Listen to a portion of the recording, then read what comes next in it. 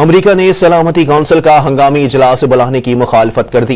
ईरानी वजीर खारजा अब्बास अरागची ने बताया कि इसराइली चारहद पर सलामती कौंसिल के हंगामी इजलास की दरखास्त की गई थी, तहम अमरीकी मुदाखलत की वजह से दरखास्त मुस्तरद कर दी गई।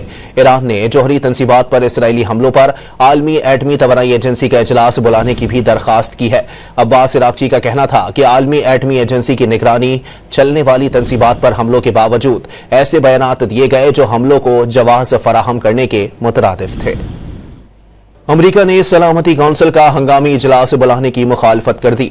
ईरानी वजीर खारजा अब्बास अरागची ने बताया कि इसराइली चारहद पर सलामती कौंसिल के हंगामी इजलास की दरखास्त की गई थी, तहम अमरीकी मुदाखलत की वजह से दरखास्त मुस्तरद कर दी गई। ईरान ने जौहरी तंसीबात पर इसराइली हमलों पर आलमी एटमी तवानाई एजेंसी का इजलास बुलाने की भी दरखास्त की है। अब्बास अरागची का कहना था कि आलमी एटमी एजेंसी की निगरानी चलने वाली तंसीबात पर हमलों के बावजूद ऐसे बयानात दिए गए जो हमलों को जवाब फराहम करने के मुतरादिफ थे।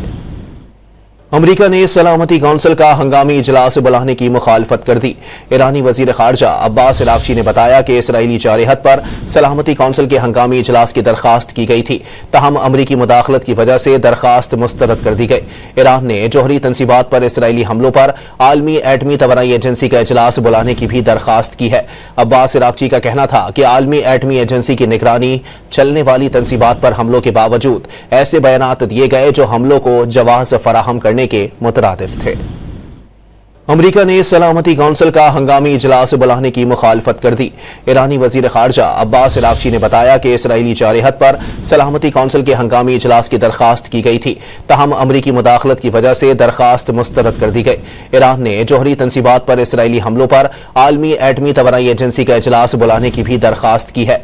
अब्बास अरागची का कहना था कि आलमी एटमी एजेंसी की निगरानी चलने वाली तंसीबात पर हमलों के बावजूद ऐसे बयानात दिए गए जो हमलों को जवाब फराहम करने के मुतरादिफ थे।